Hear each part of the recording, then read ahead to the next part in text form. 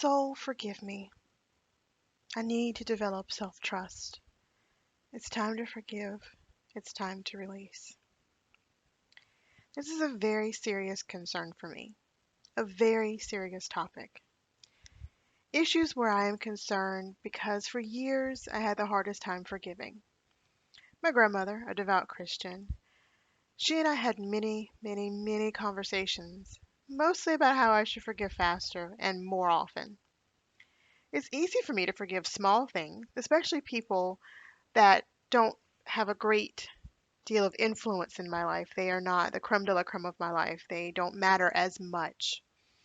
But those I hold dear, those I hold in high esteem, those are the people that it's hardest to forgive. But maybe forgiveness means something different than I had previously been taught. I'd heard countless versions of what it is, how it's done, and its importance. But maybe, at least for me, it's more about acceptance. Accept the reality of what happened and how I played a part. Instead of trying to forget, I had to learn how to accept it. And one way to start doing this was to ask myself how it all started. How did it all begin? And for me, the two cases in question was about forgetting to truly see all the parts before me and before I jumped ahead. Full speed ahead, I might add. It was about codependency. It was about wound healing. It was about seeking outside myself what I had yet to learn to cultivate within. I had to accept what was done. It had in fact happened. There was no denying that. In both cases, before I gave my heart and soul, I didn't truly know the person that I was giving my heart and soul to. I gave it all, the entire kit and caboodle, without knowing the person I was entrusting my heart to, and even not even knowing how well they would handle such precious cargo. In my defense, I didn't even know myself. I wanted what I thought they were offering so badly. I wanted to have someone to love me, hold me, make me feel safe, to see and hear me, even support me, emotionally, that is. And in one case, I did want them to be my financial cushion. But that was a farce because I'd been supporting myself for quite a while and doing it quite well. I love my child. And she gets a mom who's ready to do the work so this toxic generational trauma doesn't permeate any farther. Also, I have to congratulate myself. My experiences honed who I am, and I love the her that I am now. And after acceptance, I realize what I cannot accept is continuing relationships with those that have hurt me.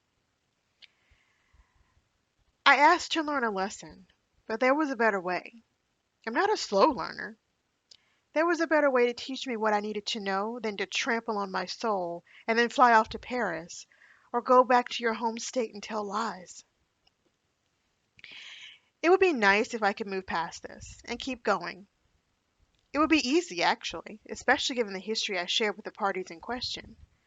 But one other caveat I had to accept is the parties involved are not willing or not able or not in the mood or they don't have the desire to bring their A game to my expectations. And part of my acceptance is that my acceptance is I don't want too much. I just want too much from those that cannot, do not want to, or care not to give as much as I require. So I now own I deserve it. I just have to find the right and the most suitable supplier for my demand. My late arrival to the party of deserving, or the party venue where I know my worth and what I deserve, is for reason that I consciously and unconsciously was told all my life, and I believed it too. I had to just accept what I got, be satisfied, as if I don't deserve more, better. I ought to be glad for whatever I got, fill in the blank with whatever that is. As if I should just accept X and be happy. Be happy with this shit, at least you got fed. Now I have to admit I was spoiled materialistically. But my feelings were never honored, so I was emotionally destroyed. And I'd gone so long with having my thoughts and feelings demolished, devalued, I forgot to honor them myself. and it's high time for that to change. The first step is self-forgiveness. To forgive yourself is to take responsibility for your actions. Even in the worst situation, you did play a part on some level. There are a few cases where that's not true. But sometimes it's not even the other person you're having a hard time forgiving, it's yourself. You hate that for a period of time you failed yourself. It's hard to say that. It's very hard to say that. I had to face that myself. But somewhere you let the guard down and the end result was brutal. I had to realize for a long time I didn't trust myself. My inner navigation system, my inner Surrey, was not trusted. And before trusting anyone, you have to begin with trusting yourself. There's this fear of trusting and trusting other people, but that's more about your own fear of not being able to manage a betrayal or other related situations. It's about, do you trust yourself? Do you trust yourself enough to trust you are going to do the right thing? Trusting the right person. Do you trust you?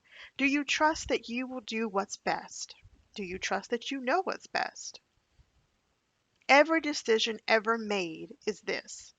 And hear me out if you don't hear anything else I've said. If you obsess over whether or not you're making the right decision, you're basically assuming that the universe will reward you for one thing and punish you for another. The universe has no fixed agenda. Once you make a decision, it works around that decision. There's no right or wrong, only a series of possibilities that shift with each thought, feeling, and action that you experience. So even in the worst case, there is a best case. You just have to choose which one you will hold on tightest to and take forward with you in life.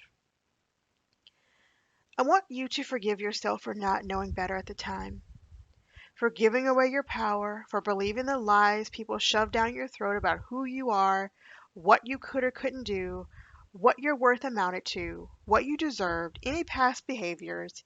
Forgive yourself for survival patterns and traits you picked up so you could make it through whatever tumultuous situation you found yourself in.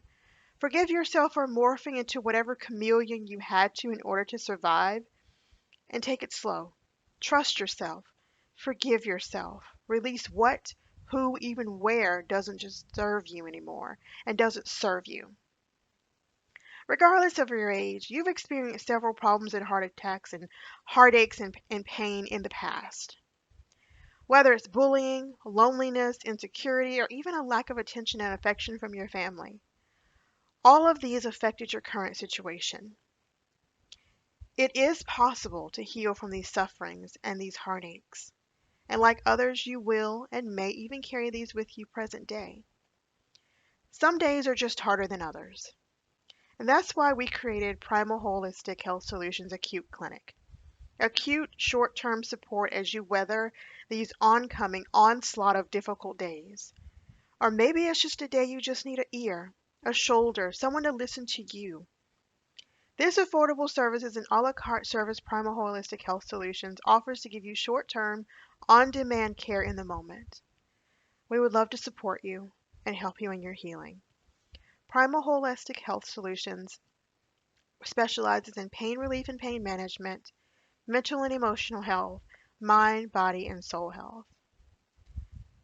You deserve to live your best life, to live a life you love, and to love the life you live. Go out there and show them what you're working with. You deserve everything you've ever wanted, and we'd love to help you get there.